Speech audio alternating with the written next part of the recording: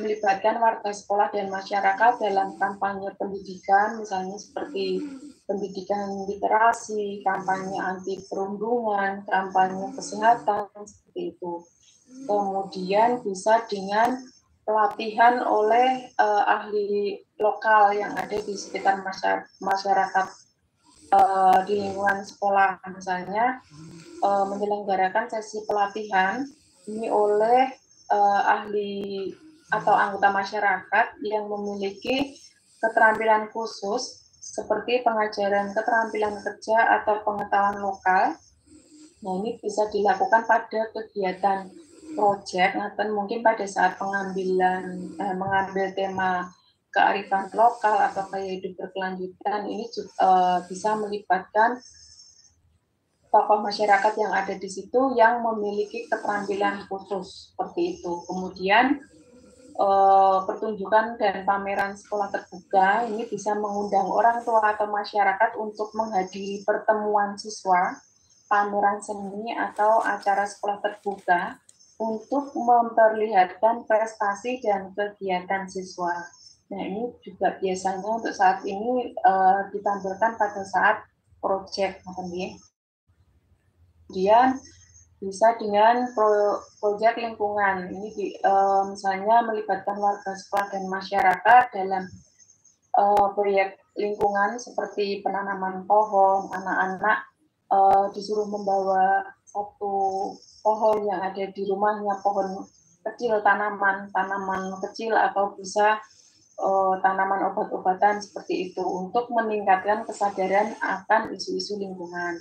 Kemudian partisipasi dalam pengambilan keputusan sekolah ini juga membuka ruang untuk partisipasi aktif warga sekolah dan masyarakat dalam pengambilan keputusan sekolah. Nah, dengan melibatkan partisipasi aktif dari warga sekolah dan masyarakat sekitar, aksi-aksi ini akan menciptakan lingkungan pendidikan yang lebih responsif dan sesuai dengan kebutuhan lokal.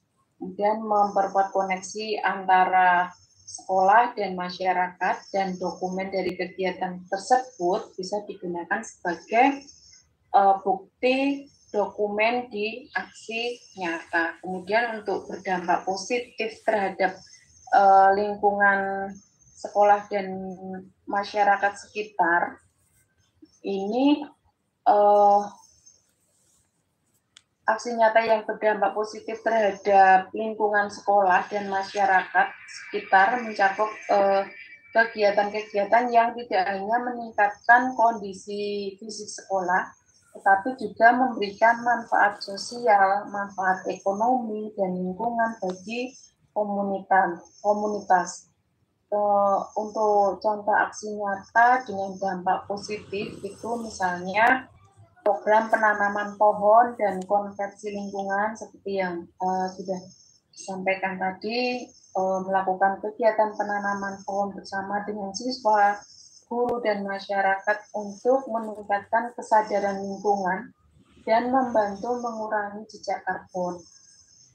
Kemudian dengan pengelolaan sampah yang berkelanjutan, ini mengimplementasikan sistem pengelolaan sampah yang efektif di sekolah dan melibatkan siswa dalam kampanye daur ulang pengurangan sampah. Ini bisa dilakukan untuk P5 ini juga ada tema tentang sampah itu, nggih. Anak-anak memilah sampah organik dan anorganik seperti itu. Kemudian kita jelaskan kegunaannya seperti itu. Kemudian untuk selanjutnya contoh aksi nyata yang berdampak positif itu bisa dengan penghijauan kelas, itu menciptakan lingkungan yang indah dan sehat dengan menanam tanaman kelas taman dan pertanian sekolah. Ini membuat kelas taman atau pertanian sekolah yang melibatkan siswa untuk menanam, merawat, memanen tanaman, memberikan pemahaman tentang